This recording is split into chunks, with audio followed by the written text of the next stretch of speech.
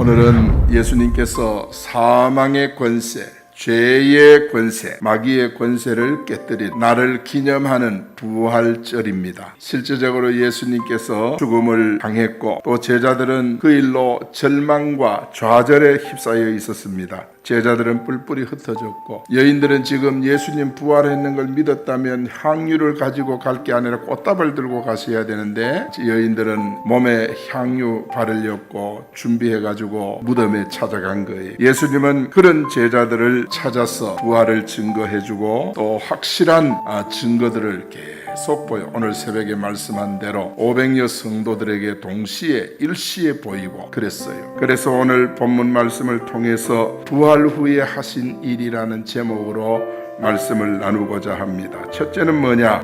부활하신 예수님께서 오늘 본문에 보니까 제자들이 모인 곳에 오셨어요. 19절에 잘 나타나 있습니다. 안식 후 첫날 주일날이죠. 저녁 때 제자들이 유대인들을 두려워해가지고 문을 꼭 잠그고 방 안에 모두 모여 있었습니다. 그때 예수님께서 그 가운데 오신 거예요. 너희에게 평안이 있을지어다 그렇게 말씀하셨어요. 여러분, 교회의 뜻은 에클레시아, 모인 곳입니다. 그래서 제자들이 두려워 떨면서 모였던, 어떻게 모였던 간에 예수 믿는 제자들이 모인 그곳이 바로 교회예요. 그래서 예수님께서는 교회 가운데 찾아오셨다 하는 것을 우리가 오늘 본문을 통해서 깨달을 수 있습니다. 우리가 주의 이름으로 모이면 두세 사람이 모여서 기도해도 그곳에 주님이 찾아오시는 줄 믿습니다. 그래, 주님은 모여있는 것을 그렇게 귀하게 여겨요. 여기 가운데라고 하는 말은 한가운데. 그래서 교회 한가운데 누가 계시냐? 주님이 계셔요. 중심에 선 예수 그리스도입니다. 그 다음에 시편 118편 22절에 보면 건축자가 버린 돌이 집 모퉁이의 머릿돌이 되었다. 건축자는 누구냐? 유대인들, 바리새인, 서기관, 장로들, 이들이 건축자예요. 건축자가 버린 돌은 예수 그리스도예요. 그리고 이 버린 돌이 나중에 어떻게 돼요? 모퉁이 돌이 되었다. 모퉁이 돌이 부활을 가리켜요. 유대인들은 예수님을 십자가에 버렸어도 예수님은 정말 세계 영혼을 구원하는 머릿돌이 되신 줄 믿습니다. 예수 그리스도를 중심으로 구원의 역사가 꽉 일어나는 거예요. 한 사람이 예수를 믿으면 그게 머릿돌이 돼가지고 온 가족이 예수 믿고 구원 얻게 되는 줄 믿습니다. 여러분, 부활로 예수님께서 교회의 기초석이 되신 거예요. 그래서 교회에 항상 누가 중심에 서 계시냐? 우리 예수님이 서 계신 줄 믿습니다. 우리는 거기서 뭐 해야 되느냐? 교회 가운데서 사도행전 2장 42절에 보니까 사도의 가르침을 받고 말씀을 들어야 된다 이 말이에요. 말씀 듣는 것이 왜 중요하냐 하면 말씀은 성취되기 때문인 줄 믿습니다. 그래서 우리가 하나님의 말씀을 언약의 말씀으로 잡을 때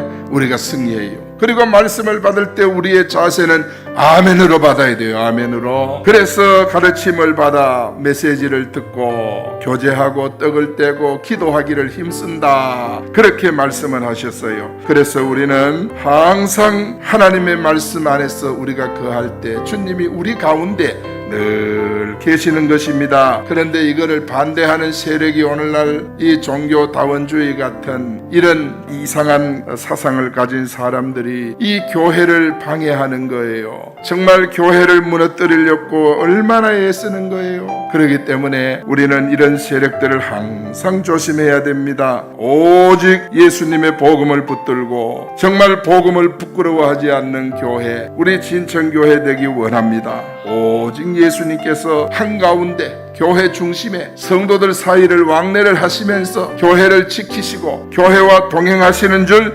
믿습니다. 볼지어다 내가 세상 끝날까지 항상 너희와 함께 하시리라.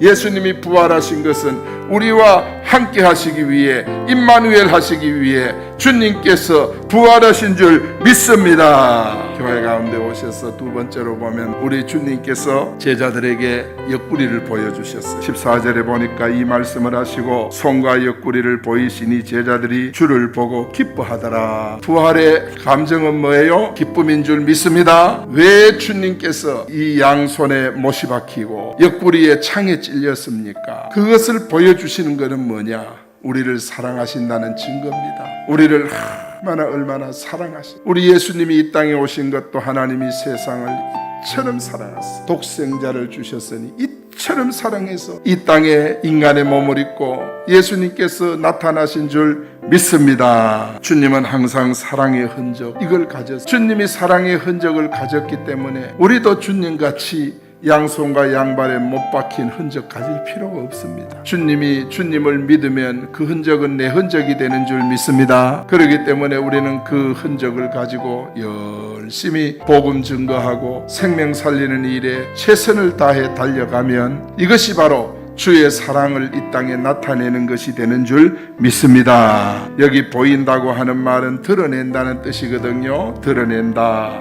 내놓다 이런 뜻이 있어요. 우리는 정말 어떻게 주의 사랑을 드러낼까? 우리는 어디서 내가 살고 있는 현장, 근무하는 직장, 다니는 학교 거기서 우리는 복음을 증거하면 그것이 바로 정말 하나님의 사랑을 실천하는 현장이 되는 줄 믿습니다. 주님은 모든 족속으로 제자를 삼으라고 했습니다. 온 천하에 다니면서 복음을 전하라, 땅끝까지 이르러 증인이 되라, 주님께서 하신 말씀이에요. 그래서 초대교회는요 이 주님의 은혜를 놓치지 않으려고 저들이 한 일이 있어요. 성만찬을 매주마다 매 예배 때마다 저들이 했어요. 여러분, 초대교회는 예수님의 가르침을 받아서 어떻게든지 진리 한가운데 머물렸고 저들은 교제했어요. 교제하는 이유는 우리 주님 떠나지 말자, 다시는 복음에서 분리되지 말자, 복음과 함께 우리 힘써서 하나 되자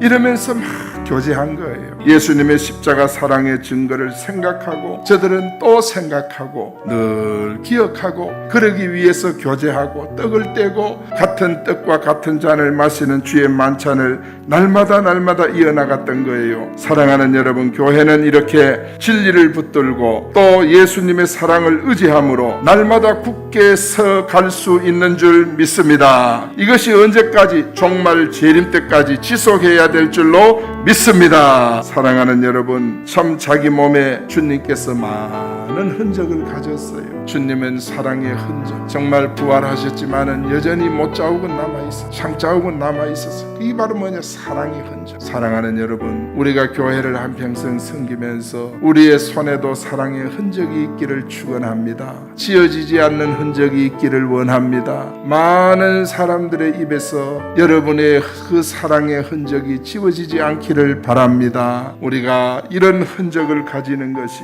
정말 우리 개인 신앙도 교회 신앙도 다 건강해지는 비결인 줄 믿습니다. 그 사랑을 받은 우리가 그 사랑의 흔적을 가지고 살아갈 수 있도록 하나님, 나에게 사랑의 흔적을 주십시오. 하나님 앞에 우리가 기도하며 설 수 있기를 축원합니다. 그 흔적을 보이신 주님께서 세 번째로 너희를 보내노라. 21절 말씀에 아버지께서 나를 보내신 것 같이 나도 너희를 보내노라. 예수님께서 제자들에게 마지막으로 하신 말씀이 뭐예요? 내가 너희를 보내노라. 이건 뭡니까? 교회에 주신 사명을 의미하는 거예요.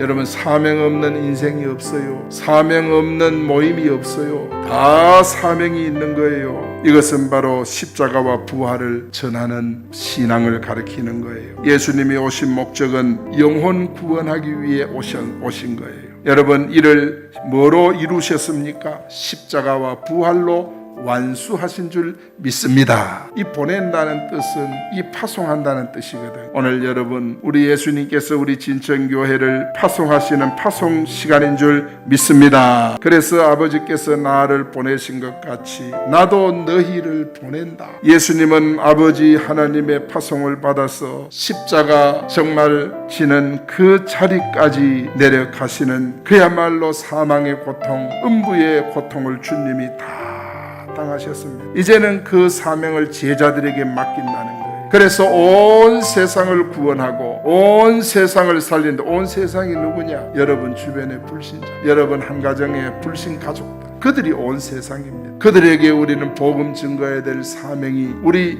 부활을 믿는, 부활의 은혜를 받은 우리 성도에게 있기 때문에 내가 너희를 보내노라.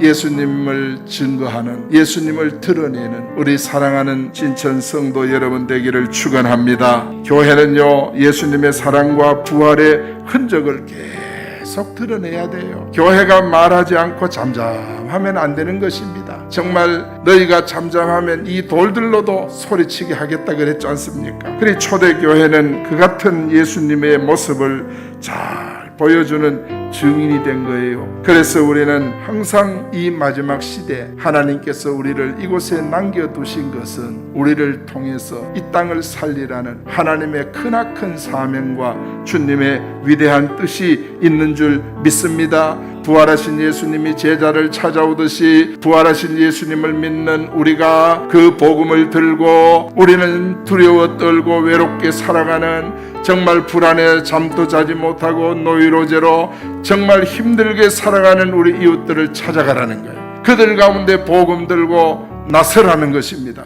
그들에게 내가 가진 흔적, 예수 믿고 구원받은 이 흔적을 보여주라는 것입니다. 이것이 바로 주님이 우리에게 주신 마지막 사명인 줄 믿습니다. 우리가 그리스도인 되었다는 것은 하나님의 사역자, 하나님의 동력자가 된다는 그런 뜻이에요. 우리 진천교회에서 우리 자녀들이 부활하신 주님이 보내신 합당한 명령에 우리는 그대로 서서 이 마지막 시대 내가 해야 될 일이 뭔가, 내가 가야 될 곳이 어딘가, 이것을 확실하게 알고 주님 앞에 쓰임받는 이런 우리 거룩한 하나님의 교회로 세워지기를 축복합니다. 이 부활주의를 맞이해서 정말 여러분 예수님께서 부활 후에 하신 일을 연상해 보세요. 주님은 교회를 찾아오셨어요. 제자들을 찾아오셨어요. 찾아와서 주님은 옆구리를 보이며 사랑의 흔적을 보이셨어요. 그리고 제자들을 주님께서는 내가 너희를 보낸다고 선언하시고 명령하셨어요. 이 마지막 시대 부활의 증인으로 굳건히 설 수 있기를 예수 이름으로 축복합니다.